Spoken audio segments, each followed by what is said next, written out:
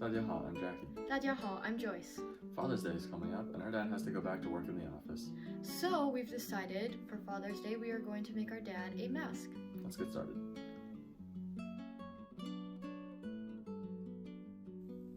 To make a fitted face mask perfectly sized for the person you're making it for, you're going to need to make a few measurements beforehand. You're going to need the measurements from ear to ear going across the bridge of the nose, which in my case was 11 inches. From the bridge of the nose to the chin, which in my case was 6 inches. And from the front of the ear down a little bit, which for me was 4 inches. And creating that into a template is going to look something like this. Now you can either do a square template where this edge has no changes, so that once you get over to here, there's a little bit of a fold that you're going to have to sew in, or alternatively, you can design a curve upwards here so that you don't need that fold over here. For this mask, you will need these following materials. A piece of cloth, preferably 100% cotton. In our case, we used an old t-shirt, an elastic material, or if you don't have that, gutted paracord for the string to wrap around your ears, and a sewing machine to bring it all together, and if you don't have that, you can sew it by hand. Okay, so to make the template for your face mask, it is going to end up looking something like this, with this part being the front-facing part from your nose to your chin. For me, it was 6 inches. This part is going to be the part going near your earish, and this is where the string is going to come out to secure to your face. For me, 4 inches, and the width of this thing is half of the measurement that I took from ear to ear going across the bridge of my nose, 11 inches. So this is going to be 5.5, and that's because we're going to have another of the exact same shape on this side, sewing the two together here. Once your template is drawn out, go ahead and lay that on top of your cloth and cut out 4 pieces of the exact same shape. Remember to leave a seam allowance for ease of sewing later. And voila, let's get sewing. Okay, with the pieces cut out, you're going to start to see the face mask's shape take form. What you're going to want to do is to determine a wrong and a right side, which for me, the wrong side was the side that I traced out, and the right side is the clear, clean fabric. You're going to piece the two front sides, the longer half of the shape together, with the wrong sides facing out, right sides facing in, and you're going to want to sew along this line like I did over here. Make sure you go back and double stitch everything so that this does not come apart. Alright, so now that we've finished stitching this one side, this is the right side, we have stitched it. As you can see, it is double stitched. So notice how this is stitched on the wrong side. You can see the marker lines. And yeah, that's really important. Remember to stitch it on the wrong side because we will flip it over after we're all done. So now once you finish this side, you can do the exact same thing for the other side and the bottoms. Okay, now that these top 2 pieces are sewn in, this is a good opportunity to check a few things. 1, if you take a look at the side profile, make sure that the bottom and the back lines up. Although this won't be too big of a deal, it's just going to help you make sure that your sewing lines are going to be a lot more even.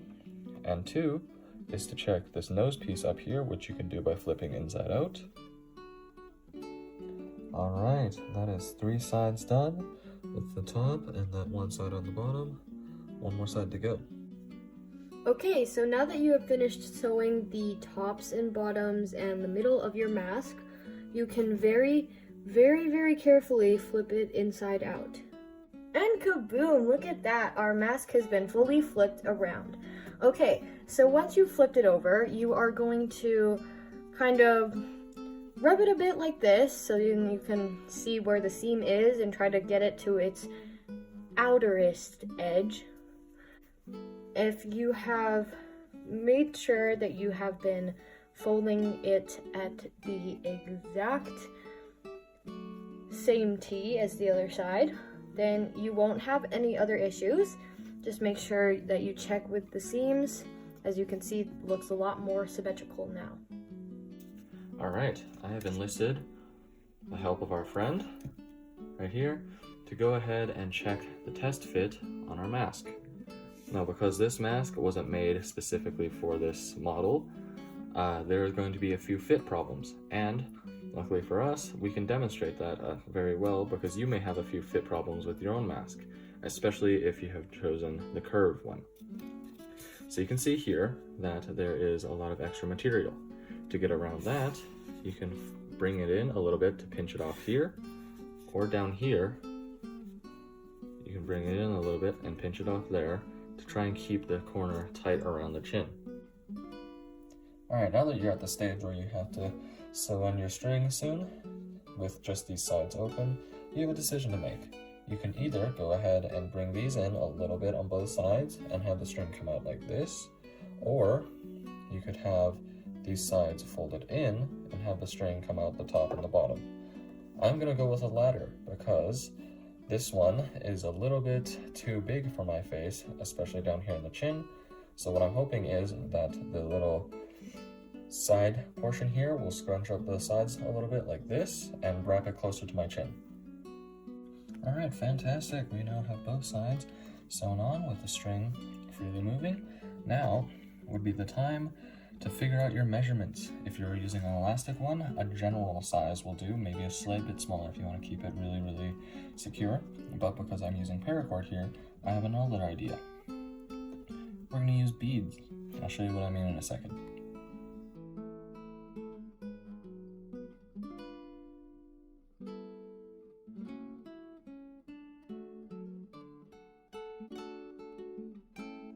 Okay, now that one of these has been done, you can kind of see more clearly what was going on back there. Once you get the other side done, just tie a knot as you have done over here, and you'd be finished. Alright, now the long journey is over. Your face mask is finally finished. We have these beads for adjustable ear lengths, ear loops, I guess I should say, and you can go ahead, wash it first if you want, try it on. If you would like, you can take a lighter to these ends and melt them a little bit. If not, they work like that too. Hope you've enjoyed. 这旁边的这珠子是什么？珠子是因为我那也没想量一下，要不然这 surprise 就 ruin 了。没脸大。哦，脸太大了。哎，很好，很好。转过去我看看侧面。好。Perfect. 很好，嗯。